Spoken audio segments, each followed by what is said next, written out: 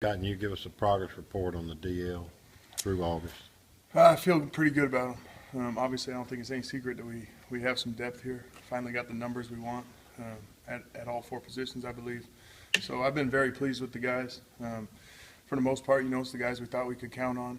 Obviously, Marquise Haynes is a guy that has surprised as a freshman, but he was here in the spring, so it's no surprise. Him and Fadal both been coming along really well. And then, the regular guys, Robert and CJ, and then Brian and Woody on down. I mean, like I said, we have a good two deep the first time since we've been here.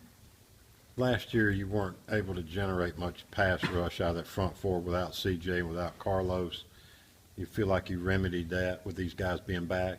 No doubt, just from talking about coming from just the D-line, yes. We've always been, with Coach Womack since we've been together, an attack defense that's going to create pressure. And so if you can do that just with your front four on a four-man rush and then still have the ability to pressure from multiple ways, I think that's the perfect combination for us. And I do think we're there right now. Obviously, we haven't done it in a game. And, there's a lot of variables that go to that. You still got to win first down and be able to put them in passing situations. You got to get a lead. And then a lot of those things come, late in the game when teams are playing from behind. But I do think that we're getting there right now. Will Marquise be a guy that can help you in the run game, or is he going to be kind of a specialist pass rush? He's a guy right now that can do it all. He's 230 pounds. Like I said, we move a lot. CJ's gotten away with playing 230 here for a number of years. You'd like to protect those guys, whether they're, so to say, more prone to injury, being lighter. That I don't know. But, again, with Fadal, 275-pound defensive end, that's a whole different ballgame. But Keese is going to play all downs for us, not just third down starting off. How many guys do you anticipate being in the rotation? I would say at least 8 for sure. I plan on playing at least 8, no matter what the outcome of this first game. That would be who I'm shooting for right off the bat. Apparently, Brian Bennett, even though Isaac hadn't been out there, Brian Bennett is having a pretty good August for you. He is. He really has. And, that's just guys that have been around for a while. You continue to see them mature. Guys that are fifth-year redshirt senior, like Brian, who has a bunch of experience, and it just continues to get better, and the experience is invaluable for the guy, and he's just come out and compete. And I think for Brian, I think he saw, a little light at the end of the tunnel when Isaac went down, and he knows that I'm a guy that's going to rotate nose tackles about half the game anyways. So he really pushed Woody, and those guys had a great fall camp pushing each other. And then, depending on how Isaac outcome with him, then we'll just have another guy there that can help us. Woody healthy? Woody's very healthy. He's had no issues all fall camp. You just know Woody's not a guy that's going to be able to play 65 plays a game. So he's going to stop the run and push the pocket for you a little bit, but we got to get some different guys in there on third down. Who else has kind of benefited with Isaac being out from a rep standpoint, getting more chances to kind of get in front of your eyes? First it's Brian, because Brian and Woody split all the ones and twos, but that bumps Herbert more, a guy who's a redshirt freshman up to, being right there at third team, and you got to get a third guy ready, if you have an injury there early on.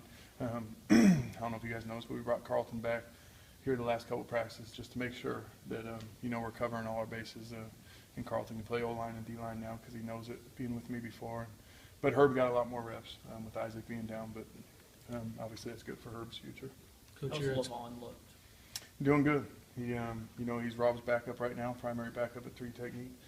We also have flexibility there with being able to move Brian back because that's what Brian played for the last 2 years for me. So, that's what this year I challenged the guys to be able to play multiple positions, and that's what CJ being able to do that gives us flexibility with Marquise.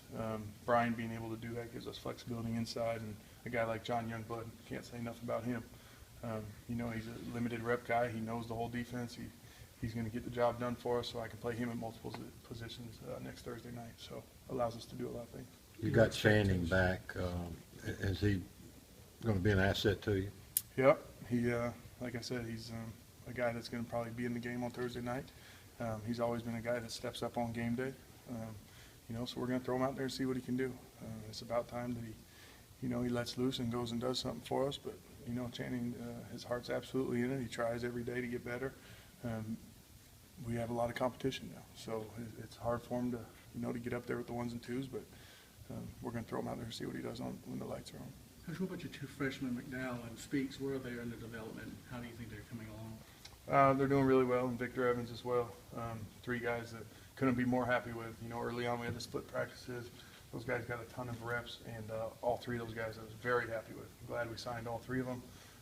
You know, Victor's a really long guy. Gerald's more of just a football player, and Breland is just a really big athlete right now, who needs to get his weight down a little bit, but gives us a lot of things in there. Very excited about those three guys' future. Just like I said, with depth for the number of times that we probably won't need to use them right off the bat. So that's good, a good problem to have. Your expectations for Robert as he goes into his second year now with so much pub coming in, had a pretty good year last year, but Right. what's your expectations for what he can do this year? I mean, I don't know how to put it, but I expect really big things from him. I think the world's going to be really surprised when they see him play on Thursday night. I'd be shocked if he doesn't take over the game from a three technique standpoint. What a three technique can do in a game, really. I would be shocked if he doesn't. I think he's that good. But it is what it is. We got guys in place around him to be really good on defense, and I think this year he's really matured. If you look at freshman year, just all the stuff that he had to go through with recruiting and all the targets on him and all that, and you know, learn the defense so fast, ready to go. I think he could really step back and learn it now, and I think he's ready to go. For you guys,